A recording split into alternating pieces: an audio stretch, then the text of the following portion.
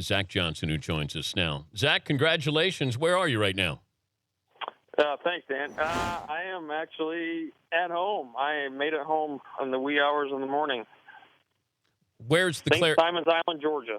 Where's the Claret Jug? The Claret Jug is about 30 feet from me right now.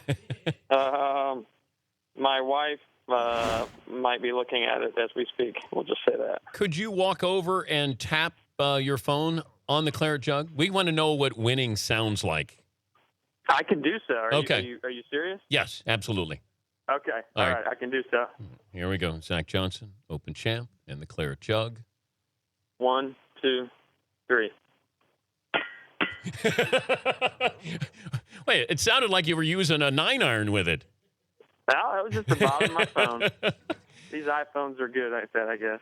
Do you retire the clubs after winning something like that, or did you do anything special when you won the Masters with those clubs? No, I don't recall doing anything like that. I remember giving Augusta National a wedge, specifically the one I chipped with on 18 on that Sunday. But I'm not certain if there's a protocol with the R&A and the Open Championship. I have not been told yet. But I don't really want to at this point. I kind of like to keep, the bag intact, if you know what I mean. Well, NASCAR will do that. Sometimes, if you win the Daytona 500, they take the car, which I find interesting or odd because you just won Daytona. You'd think you'd want to be able to keep the car. Yeah, you would think so, especially if it's running properly. I mean, I don't know that sport or that world, but, I can tell you when it comes to my tools, I mean, I like the way they're working right now. I say that, given that, the guys at Titleist and the individuals that help me with my clubs, I can change irons, within a week, and they can get them exactly to where I need them. So it's not like it's that big of a deal. However, I'd like to keep the bag, like I said, intact. What was it like those last couple of holes? What was the kind of conversation you had with your caddy Damon? The last couple of holes? Yeah. Yeah. Well, Damon's kind of one of those guys that just he's great in the sense that he knows there's a lot of gravity to the situation, a lot of weight to it, but he doesn't make it any bigger deal than what it is. And I love that. I mean, he's just kind of enjoying the moment. He's a man of few words, but then when he does speak, it's usually something to kind of either it's something in our normal dialogue for shots, or it's something funny and just kind of something out of the ordinary. So he's beautiful in that way. He knows when to speak, when not to speak, and for the most part, our conversation was, let's just enjoy it, keep doing what we're doing, be aggressive when we can, and obviously it just comes down to execution and maybe a little bit of luck along the way, because granted, it's just not easy to win. Do you realize you left your caddy hanging after you won? I do not. Did I? Yeah, he was going for a high five. And oh, did he? Okay, no, I was. oh, right. Okay, I do. Yes, I'm aware of that. I was caught up in a moment there. I was trying to mentally prepare to play 18 again, and then when I saw the putt not in the hole, I was in shock. I mean, I was in complete shock because at that point I'm still trying to stay right there.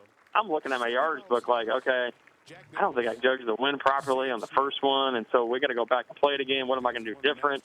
That kind of thing. So, yeah, he's the one that when he turned and looked at me, I'm like, this really just happened, didn't it? You owe him a high five national TV here sometime soon here, Zach. Yeah, I don't think I owe much right now, Dan. I got to be honest. He's doing just fine. He's at home right now, quicker than he anticipated, and you know what? I do owe him a lot. I'm not going to deny that. It's a great team and a great friendship. How nervous were you?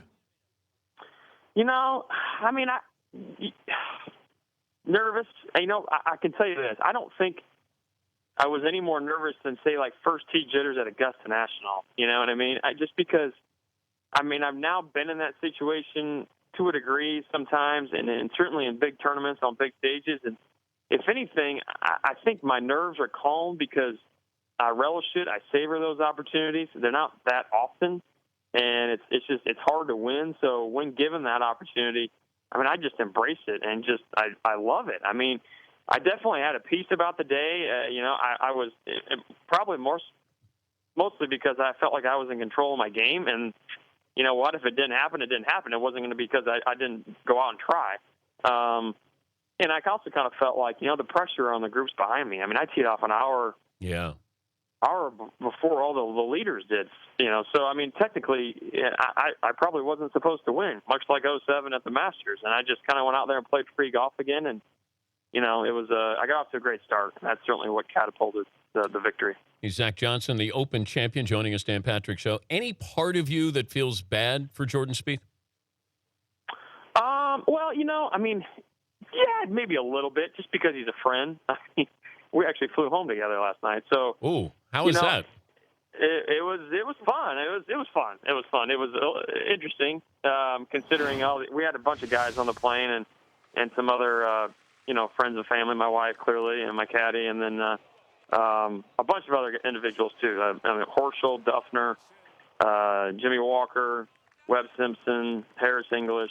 I mean, so it was good friends. I mean, guys that it's strange. I mean, our sport may be odd. I mean, we try to beat each other's heads in, but then when it comes down to it, we're going to be the first to applaud and share in the moment. So that part was really, really cool. Specifically Jordan, I don't know if I feel bad for him. I mean, well, I don't know the exact words, Zach. I was trying to say any sympathy, empathy. Yeah, maybe a little bit. That's right. I mean, as a sports fan, he was on the brink of doing something we just haven't seen in forever. So I get that. He was the guy that most people probably wanted to have win, and I get that too. He's a tremendous athlete, a tremendous player, a phenomenal talent, and I'm going to keep saying it. I don't mean to be redundant. He's a better person, a better kid off the golf course. And, for him to be there on 18 after the playoff, it doesn't really surprise me because I know his character, but I think it does speak volumes as to, how he was raised and certainly how he conducts himself and how he puts the game in perspective, because he knows he's not bigger than it, and he's just a great addition to the great game of golf. Well, maybe he was just waiting after the tournament because he was going to fly home on your plane. So he was just that might have been it. Yeah. Yeah. So technically, he just said, "Hurry up, we got to go." All right, come on, let's go. All right, big deal, you won. Yeah, playoff. I get it. I've done it twice. I get it. Yeah. What role did your wife play in between you finishing and then waiting for the playoff to start? Well, I mean, first of all, just having her there. I mean, just being present and just being there is massive. I mean, she is the CEO of what we're trying to do. She is my, the shoulder I can lean on, and certainly the person I can go to for anything. So to have her there in a situation that's highly emotional, still highly unknown, is tremendous, and I'm grateful for that. So, I mean, just she was more at peace than I thought she'd be. She was like, whatever happens, is supposed to happen. Just keep doing what you're doing. Maybe you'll get an opportunity for a playoff. Maybe you won't. We can live with whatever comes our way. You gave it your best.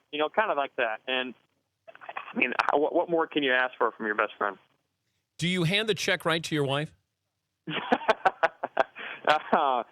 Well, figuratively, yes. There's no literal check, handwritten or anything like that, given out. So they don't give you that big check like they do on the PGA Tour, do they? No, they don't, Dan. No.